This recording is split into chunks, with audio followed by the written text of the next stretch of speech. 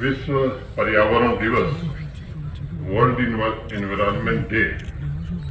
की मैं आप सभी को बहुत बहुत शुभकामनाएं देता हूं। इस वर्ष जो थीम है वर्ल्ड एनवायरनमेंट डे का, वह है भूमि पुनर्स्थापन, मरुस्थलीकरण और सूखे से निपटने की क्षमता, लैंड रेस्टोरेशन, डेजर्टिफिकेशन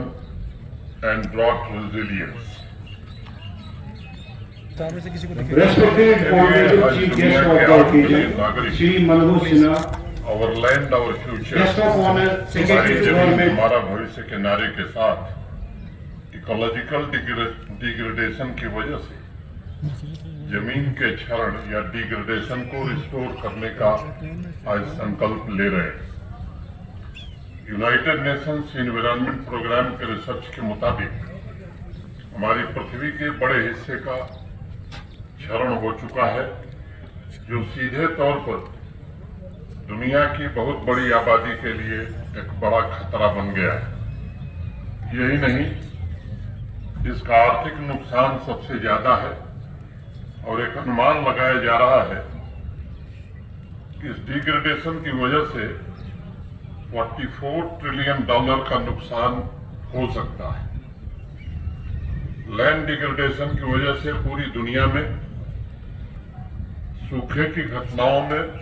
लगभग 29% का इजाफा हुआ है और एक एस्टीमेट के मुताबिक 2050 तक पूरी आबादी का 30% से ज्यादा हिस्सा सूखे यानी ड्राउट की चपेट में आ जाएगा। इसलिए सस्टेनेबल डेवलपमेंट गोल्स में एनवायरनमेंट प्रोटेक्शन तथा इकोसिस्टम के रिवाइवल के लिए लैंड रेस्टोरेशन को एक महत्वपूर्ण आधार माना गया है। एक बात अनेक अवसरों पर कही गई है, यह पृथ्वी मनुष्य की नहीं है, बल्कि मनुष्य पृथ्वी का है और उसके प्राकृतिक संसाधनों पर मानव जाति का अधिकार भी परमानेंट नहीं है, बल्कि टेम्पररी है। अभी एक बच्चे ने बहुत ही अच्छे ढंग से इस बात को हम सबके सम्मुख रखा है। इसलिए समाज के सभी वर्गों को संसाधनों के साथ अंधाधुंध नुकसान के बारे में निश्चित रूप से गहराई से सोचना चाहिए। यह बहुत चौंकाने वाला आंकड़ा है और मनुष्य के लिए एक बड़ा वार्निंग सिग्नल भी है। प्राकृतिक असंतुलन की घटनाएं बढ़ रही हैं और यह वार्निंग अब स्पष्ट रूप से सुनाई दे रही है। इस वर्ष मई में गर्मी ने 100 साल का रिकॉर्ड तोड़ दिया है, जो क्लाइमेट चेंज के साथ इस बात का भी संकेत है कि प्रकृति के साथ हमारे संबंधों में दरार पैदा हुई है और उसे पूरी तरह से भरने में अभी और वक्त लगेगा। 1980-90 के दशक में जब समुद्र में तेल गिरने से जानवरों के मरने की खबर आनी शुरू हुई, उस समय बहुत से एनवायरमेंटलिस्ट ने अनुमान लगाया था कि शायद अगर ऐसे ही अगले 50 साल तक तेल समुद्र को दूषित करता रहा तो सृष्टि को समाप्त करने के लिए किसी तीसरे वर्ल्ड वार की जरूरत नहीं होगी और इसलिए मानव समाज और प्रकृति के बीच संतुलन स्थापित करने में हमें ज्यादा समय गंवाने की जरूरत नहीं है। अनेक मौकों पर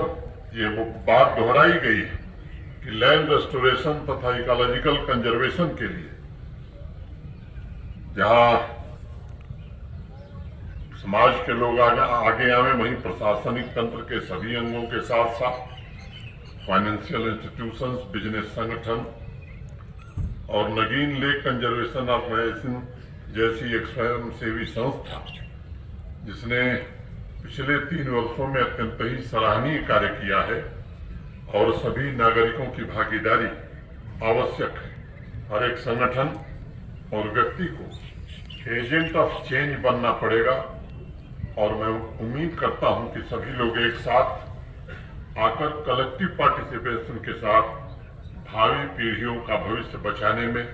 अपना योगदान देंगे तथा इस पृथ्वी को समृद्ध जीवन का उपहार भी दे सकेंगे।